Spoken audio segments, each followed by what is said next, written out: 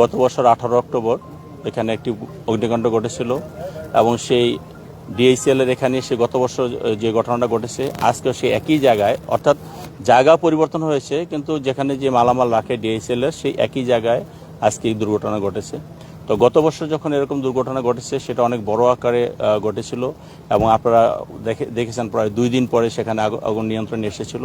তো আমাদের ফায়ার সার্ভিসের কর্মীরা অনেক ভালো কাজ করেছিল এবং এবারও অনেক ভালো কাজ করেছে। তবে এবার সুখের সংবাদ হলো এটা যে এবার যখন আগুন লেগেছে সাথে সাথে আমাদের এখানে যে ইনস্ট্যান্ট যে ফায়ার ফাইটার যারা থাকে বা বিমানের জন্য যে ফায়ার নির্বাপনী ব্যবস্থাটা থাকে তাদের দিয়ে আমাদের কাজ শুরু করেছে। পরবর্তী ফায়ার ওরা খবর পেয়ে ওরা এসেছে।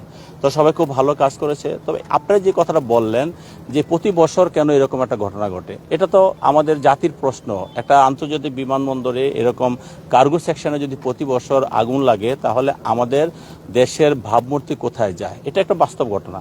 তো আমার এখানে চেয়ারম্যান সাহেব ছিলেন, সিভিল এভিয়েশনের চেয়ারম্যান সাহেব ছিলেন। চেয়ারম্যান সাহেবের সাথে আমার কথা হয়েছে, তিনি বললেন যেটা যে গত বছর আমরা অনেক কমিটি করেছি, সেই কমিটির অনেক রেজাল্ট দিয়েছে, সেগুলো আমরা মন্ত্রণালয়ে কাজ করেছি, আমরা যেখানে যেভাবে কাজ করা দরকার করেছি। এই বছর হঠাৎ করে যখন আজকে ঘটনা ঘটলো আমি সাথে সাথে 2টো কমিটি করে দিয়েছি।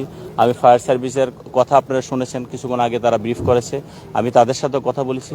এখন অ্যাকচুয়ালি খুবই দুঃখজনক ঘটনা, এটা আসলে আমরা তদন্ত না করে বলতে পারবো না কোথায় কী ঘটছে। অ্যাকচুয়ালি এই মালামালগুলো যেখানে রাখার কথা গত বছর সেখানে আগুন লাগার কারণে এখানে শিফট করে এই জায়গায় রেখেছে, এটা টেম্পোরারি বেসিসে রেখেছে। কিন্তু টেম্পোরারি বেসিসে রাখার পরেও এখানে ধরেন যেই পরিমাণে মালামাল থাকার কথা তার চেয়ে অনেক বেশি পরিমাণে মালামাল আছে এখানে এখানে এখানে অনেক বেশি পরিমাণে মালামাল আছে। এটা যেমন আগুনের জন্য যেমন ক্ষতিকর তেমন বৃষ্টির জন্য ক্ষতিকর এবং এটা অনেকটা দেখা গেল হিটের কারণে। আমি যেমন ফায়ার সার্ভিসের লোকের সাথে কথা বললাম, একটা আগুন হয়তো শর্ট সার্কিট থেকে হোক যেখান থেকে একটা আগুন লেগেছে, সেই আগুনের পরে ওইটার হিটে ভিতরে আগুন ধরে গিয়েছে, যে কন্টেনারের ভিতরে যে ইয়ে আছে মালামাল ছিল সেই কন্টেনারের ভিতরে আগুন লেগে গেছে, সেই কন্টেনার ভেঙে তারা আগুনটা নিয়ন্ত্রণে এনেছে। তো যাই হোক, এটা হলো আমাদের আসলে তদন্ত করা ছাড়া আমরা বলতে পারবো না।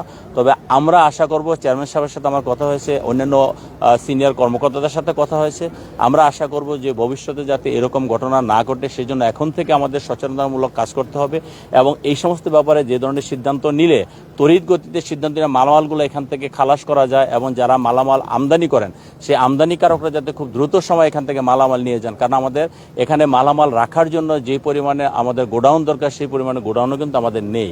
তো যার কারণে আমরা সেরকম একটি কথা বলেছি, কালকে হয়তো আমাদের মন্ত্রী মহোদয়রা আসবেন বা আরও ঊর্ধ্বতন কর্মকর্তারা আসবেন, এসে একটা সিদ্ধান্ত দিবেন। আমার মনে হয় একটা ভালো সিদ্ধান্ত হবে এবং আমি আজকে ধন্যবাদ জানাচ্ছি যারা এই আগুন নিয়ন্ত্রণে আনার জন্য কাজ করে, তারা খুব ভালো কাজ করে। অল্প সময়ের মধ্যে আমি নিজে সেখানে গিয়ে দেখলাম হয়তো ক্ষয়ক্ষতির পরিমাণটা আল্লাহ রাব্বুল আলামিন আমাদের অনেক কম হয়েছে এবং সেই জন্য আল্লাহর কাছে শুকরিয়া আদায় করছি। এবং যারা এই আমদানির সাথে জড়িত তাদেরকে আমরা অনুরোধ করব যে তারা আমদানি করে যাতে সেখানে ক্ষান্ত না হয়, যে এখানে 21 দিন মালামাল রাখার প্রভিশন আছে, সেই 21 দিনের কথা চিন্তা না করে মালামাল আসার পরে যত অফিসিয়াল যে প্রসেস আসে সে প্রসেস করে যত দ্রুত সম্ভব তারা যাতে মালামালগুলো এখান থেকে সরিয়ে নেয়, তাহলে তারা নিজেরও সেফ এবং আমাদের এই সিভিল এভিয়েশন বা আমাদের বিমানের যে ইয়েটা আছে কার্গো সেকশনটা আছে তারাও সেফ থাকে। তো অ্যাক্সিডেন্ট কখন কীভাবে হয়েছে আমরা বলতে পারবো না। আর আমাদের যেহেতু জায়গা সংকলন আছে, কাজে আমাদের এভাবে চিন্তা করে যদি কাজ করি, সবাই মিলে যদি কাজ করি, তাহলে আমরা অনেক রকম দুর্ঘটনা থেকে আমরা আমাদের মালামাল রক্ষা করতে পারবো, আমরা এই আন্তর্জাতিক বিমানবন্দরকে রক্ষা করতে পারবো।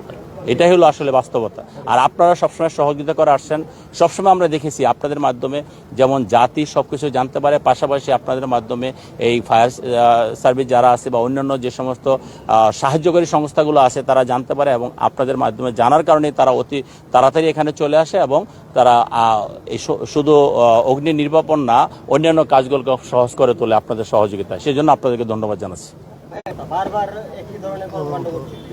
আসলে ভাইয়া এটা তো আমাদের বলা মুশকিল কোনটা দুর্ঘটনা কোনটা নাশকতা।